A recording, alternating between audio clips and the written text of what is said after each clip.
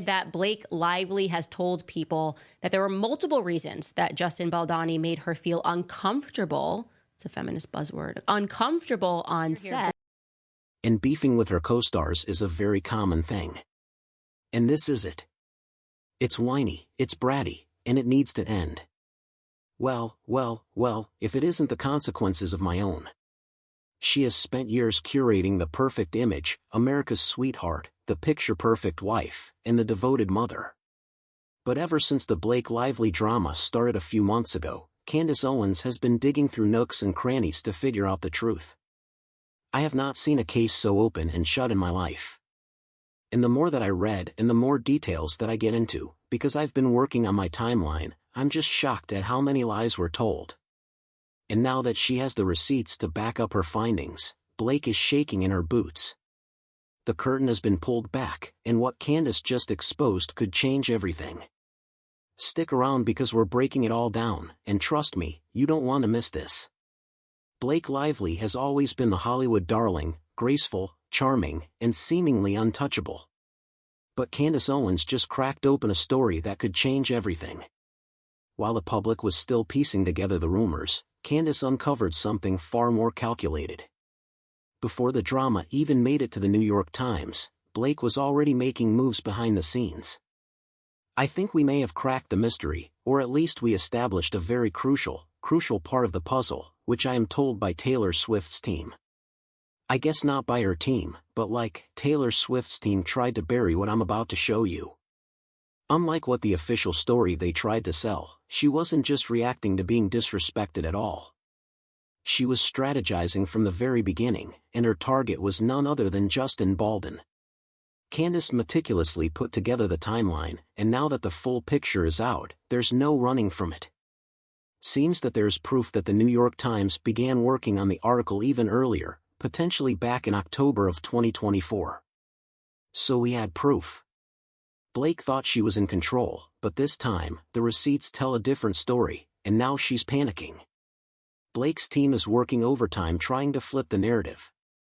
They don't want people talking about her power moves, the shady backdoor deals, or how she maneuvered her way into Justin Baldon's project.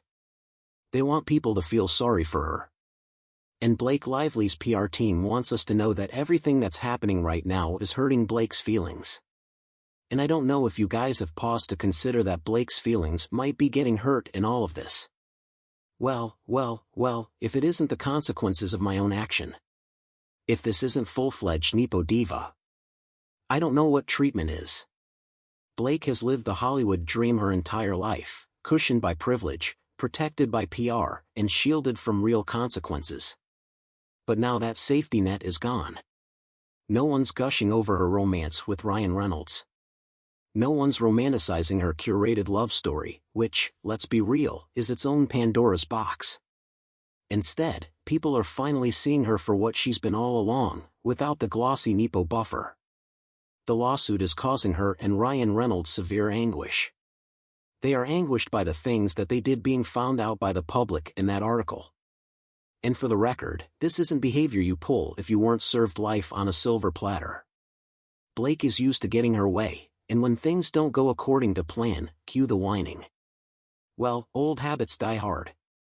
Candace may be speculating, but let's be honest, it's less of a wild guess and more of an educated one. The way this whole thing was orchestrated, it wasn't just some random coincidence. It was so carefully crafted that if they had succeeded, Justin Baldoni's name, career, and reputation would have been completely wiped out. I really think that it was just a perfect act of evil that was almost executed in broad daylight, almost like a psychological operation. And let's not act like this would have been the first time Blake and Ryan pulled something like this. The pattern is right there.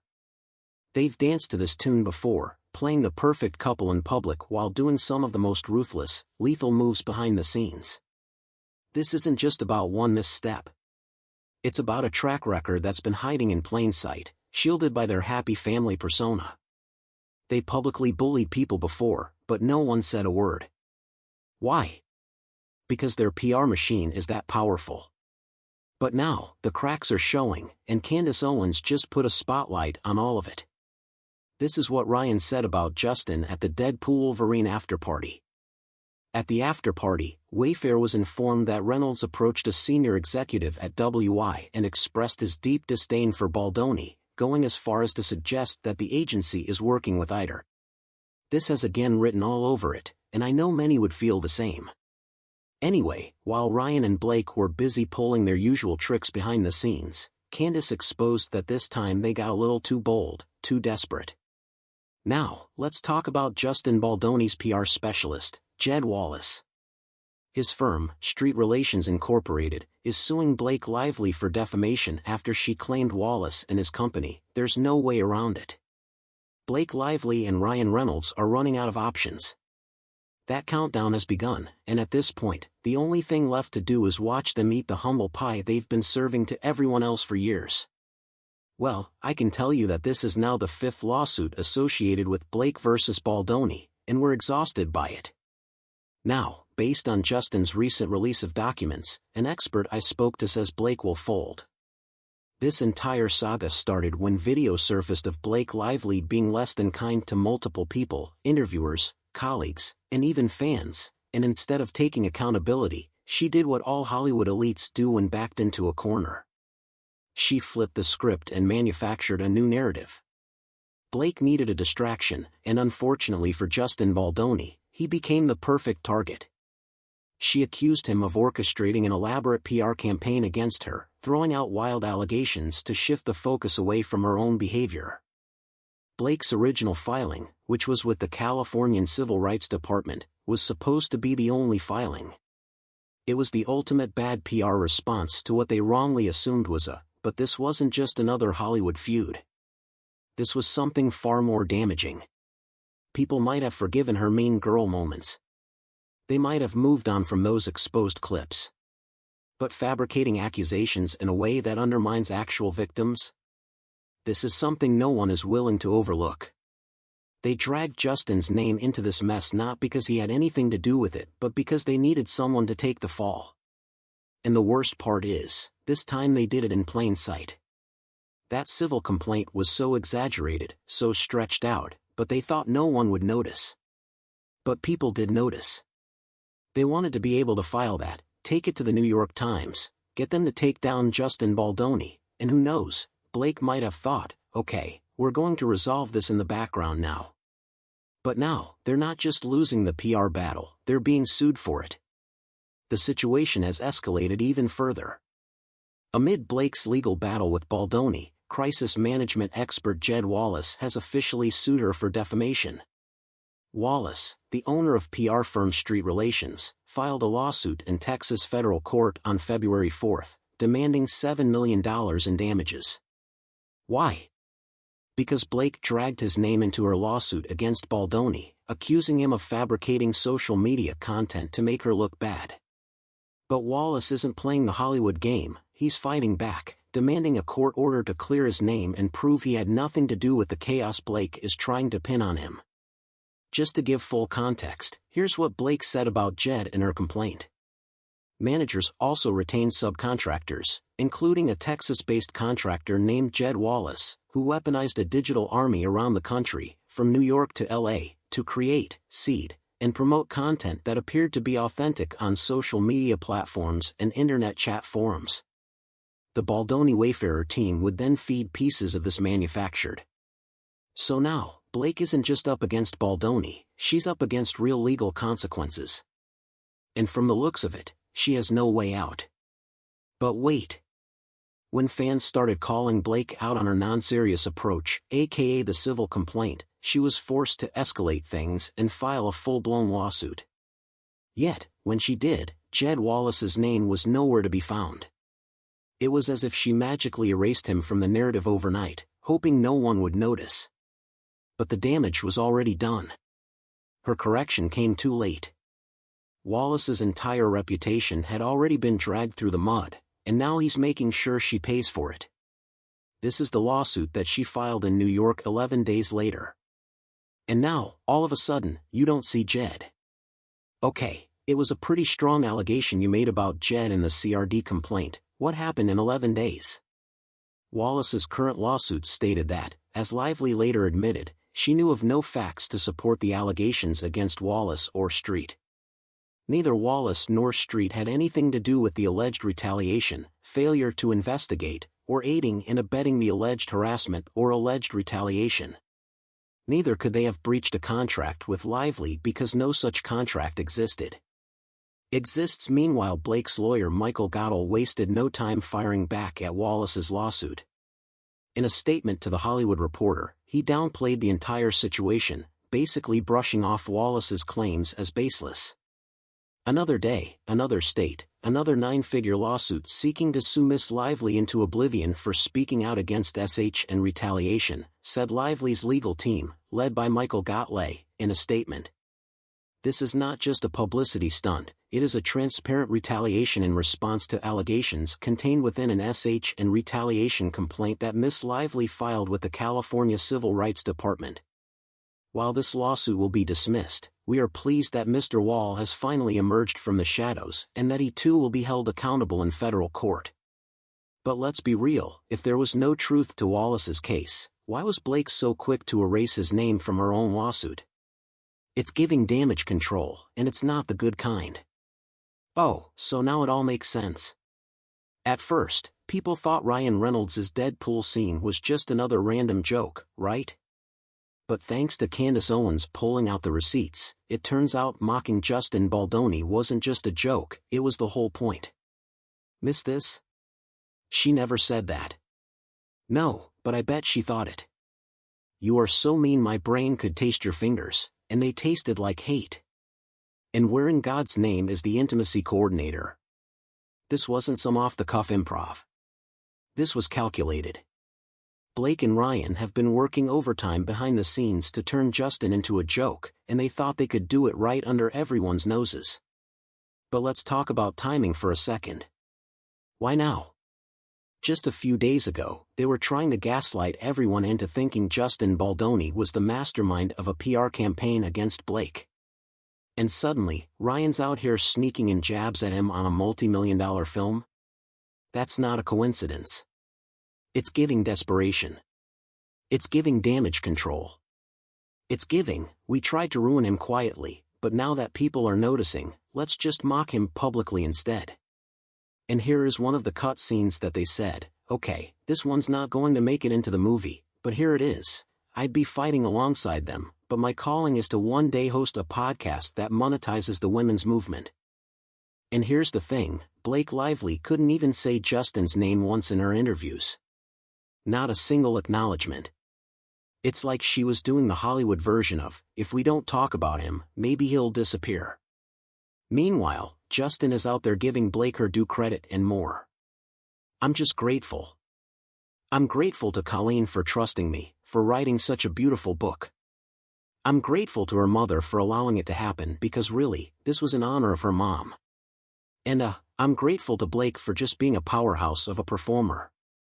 And that right there is next-level bullying. They didn't just push him out of the way. They tried to erase him. He was mocked in the credits of his own movie. He was mocked mercilessly, endlessly, in Deadpool and Wolverine by A-list actors getting involved. We know that Justin's colleagues and fellow actors on the film were then all invited to the premiere of Deadpool and Wolverine, so they watched him, and that's exactly why this whole thing is backfiring on them. Blake thought she could distract from her own mess by dragging Justin into a legal battle, but now the internet is picking apart every single move she and Ryan make, and they are running out of places to hide. After everything that went down, Justin Baldoni still had the grace to say this about working with Blake Lively. Creative force. She's a genius. She was involved in every aspect of this production, and everything she touched, she made better. I mean, so let's get this straight, Ryan and Blake played this whole game, pushing Justin Baldoni to the brink, threatening to stage a boycott unless he hid away in the basement like some Hollywood outcast. The very same day, Ryan Reynolds moved to release his promo for It Ends With Us, which featured his mother, Hugh Jackman, and Brandon Sklenner all mocking him in a skit. And now that their scheme has been exposed, they're suddenly begging for people to be respectful of their anguish. Please. It's straight up Delulu. And to be honest, their real anguish isn't about public scrutiny. No, it's about the fact that the dragon they've been using as a shield, aka Taylor Swift, has decided to forsake them. Yep, according to Candace, Taylor isn't here to save face for Blake anymore.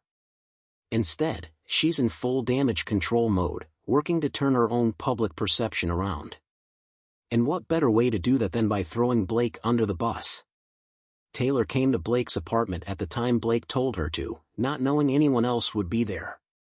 In other words, Taylor had no idea there was a meeting going on with Justin. Think about it, when you've already been painted as the villain, the easiest way to flip the narrative is to make sure there's an even bigger villain to take the fall. And who better than Blake Lively? Oh, but here's where it gets really interesting. Remember that whole Game of Thrones reference Blake made? Yeah, she literally texted Justin after their meeting, calling herself Khaleesi and referring to Taylor and Ryan as her protective dragons. A source says Taylor believes Blake timed her meeting with Justin so Taylor would arrive before he left and is baffled by Blake later characterizing her as her dragon. But Taylor Swift is now realizing that Blake has been abusing their friendship for years. According to reports, Blake has been name-dropping Taylor left and right, even telling a young actress that Taylor personally cast her in a film. Spoiler alert, that never happened. And that young actress? Isabel Ferreira. She did speak out about how she got the role. Right now, it's hurting Blake's feelings. I don't know if you guys have paused to consider that Blake's feelings might be getting hurt in all of this.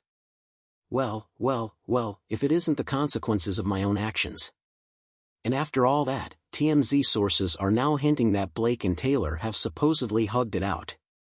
Yeah, okay. Sounds more like a PR cleanup than a real friendship reconciliation. Taylor hasn't really decided whether to drop Blake completely or keep pretending everything's fine. And in Hollywood, you always prep for the future. Leave it to Candace to catch these celebrities in yet another lie. While Taylor is scrambling to separate herself from this mess, Candace's sources say she wasn't just a bystander, she was knee-deep in it before it even hit the media. And the proof? Taylor's song was literally featured in Justin's movie before this entire disaster unfolded. The movie was her song was featured, and at one point, to feature her song, she got somebody fired. That is the allegation that is made, and she's curiously not responding to that. She didn't like Brian Tyler during a meeting at Blake's New York City penthouse. Ryan Reynolds and a mystery mega-celebrity friend, which, let's be real, is obviously Taylor Swift, praised Blake's version of a key scene in the script. So before this whole scandal erupted, Taylor was right there, involved in discussions. We do also know that she's not being truthful about what happened later. As the meeting was ending, him and Taylor Swift are agreeing here. A famous and famously close friend of Reynolds and Lively walked into the room and similarly began praising Lively's script. Justin's own message backed up Bond's story. It happened. I didn't need that to happen. I thought that you were fine already.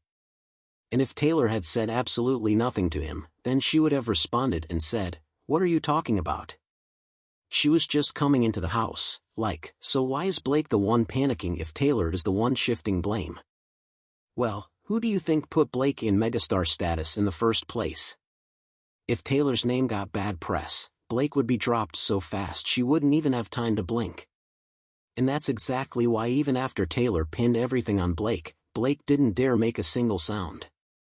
But now, let's talk about why Taylor is lying, because this isn't just about reputation, it's about legal implications. She does not want to get deposed. Okay, a deposition, legal deposition, is not a song. It is not an album. You don't get to drop Taylor's version of events. You are under oath, and you will be compelled to tell the truth. Justin's lawyer, Brian Friedman, has already hinted that nothing is off the table. If Taylor was deep in this mess, the legal fallout could be way bigger than she ever anticipated. And now, the same person who was acting as Blake's protector might just be her biggest liability. That has the potential to humiliate Taylor. Okay, she has carefully woven her brand as a nice girl, as a victim, as someone. And let's not forget, Taylor has known for years that Blake's ballsy behavior was a ticking time bomb. Insiders claim she tried to tone Blake down, but Blake just wouldn't listen. Taylor Swift admires that Blake Lively is a ballsy chick who speaks her mind, swears like a trooper, and refuses to be controlled by anyone. That's the real reason they bonded and became firm friends when they first met 10 years ago. Taylor saw her doppelganger in Blake. The main difference between them is that Taylor is more subtle. Blake has always gone full throttle about everything. She never holds back, and that's what's caused this tide to turn on her. Taylor has tried to help tone Blake down in the past, but now she knows it's never going to happen. Right now, while they're still close, there's a slight shift because of the "it ends with us" drama. Taylor doesn't like the fact that she's been dragged into it. Fast forward to today, and the Gossip Girl alum is in the middle of a massive legal war with Justin Baldoni. Now, Baldoni isn't just fighting back, he's countersuing Blake and Ryan for a staggering $400 million. And guess what? He's dragging Taylor into it. Because as much as Taylor wants to wash her hands of this mess, the truth is she wasn't just in the room, she was actively trying to control the narrative. And now that the public has caught on, there's no hiding anymore. Blake Lively wanted to play the victim, but Candace Owens just flipped the script, and now she's scared. With Taylor Swift backing away and lawsuits piling up, it looks like Blake and Ryan are running out of moves. But the real question is, how much worse can this get? Because at this point, it's looking like the beginning of the end. Let me know what you think in the comments. Is Blake finally getting what she deserves, or will she find a way to spin this in her favor?